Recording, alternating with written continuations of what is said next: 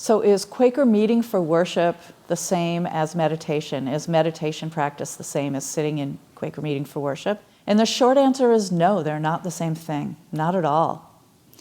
The other short answer is yes, there is a lot of overlap. And I think both Quakers and Buddhists or meditation practitioners would appreciate that yes and no answer.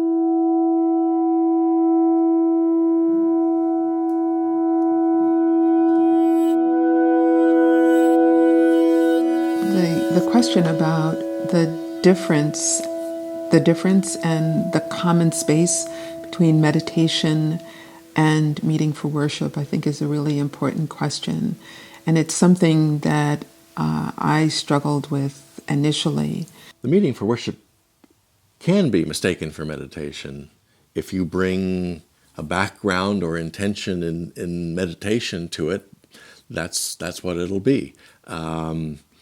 But I think over time, as you listen to messages coming out of the silence, you probably will begin to shift your understanding of what's going on to something that's maybe includes meditation, but is also something larger than that. There's a difference in intention between meditating and gathering for meeting for worship.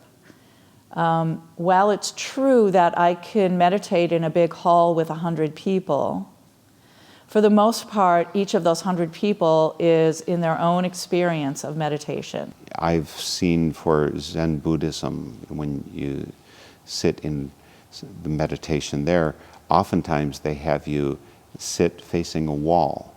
It's explicitly not looking into the center of the group. But I find worship to be a central, it's like there's a prism of light that we're all focusing together in our center. You know, this is not just disparate people that decided to show up on a Sunday morning or whatever, that we're here and we're engaged in an act of being in the presence of something that is quite mysterious, mystery. Sacred, yeah. The point of reference of worship is a transcendent God, the divine, or perhaps another non-theist understanding of what that transcendent reality is, but something we're giving worth to in the basic meaning of worship, worthship. For me, the Spirit is my high priest, or my high priestess, if you will. The Spirit is the one who guides the worship. The liturgy, the works, depend on what the Spirit wants me to do. So I come in with one intention on a good day, with one intention, and that intention is to be faithful. We gather together as a faith community.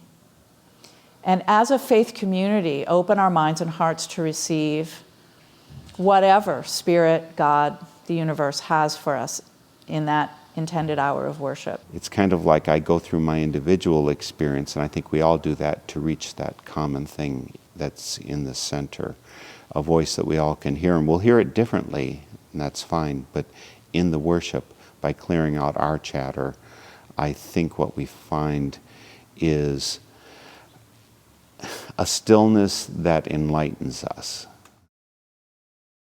Sometimes it's completely silent for an hour, but most of the time there is vocal ministry.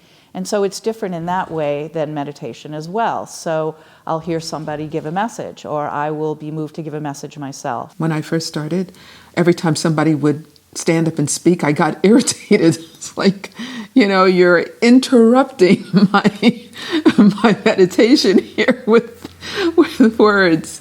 But over time, I came to understand and got it a little bit, that in meeting for worship, this is a practice of waiting and a receptivity as well. I use actually a lot of my meditation skills, my mindfulness skills, to center down, to get prepared. I'll follow my breath, I'll feel my body, I'll scan through my body and release where I'm holding tension, and as a way of saying I'm open to divine revelation. Meditation can teach you, and there's a lot of different forms of meditation, can teach you disciplines that allow you to remove your focus from where it normally sits. So there's overlap in any case with meditation. There's sometimes worship is work, you know, turn, feel, sense.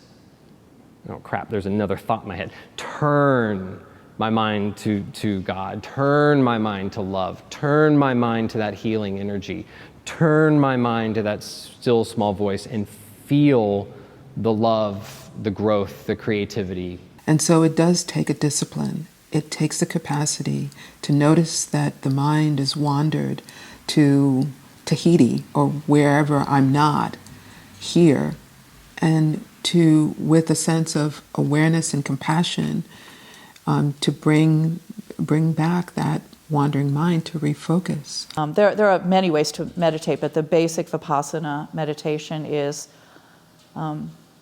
doing as little as possible, just meeting each moment, any object that arises moment by moment for your attention, you meet it with your attention and see what's here. But the idea is not to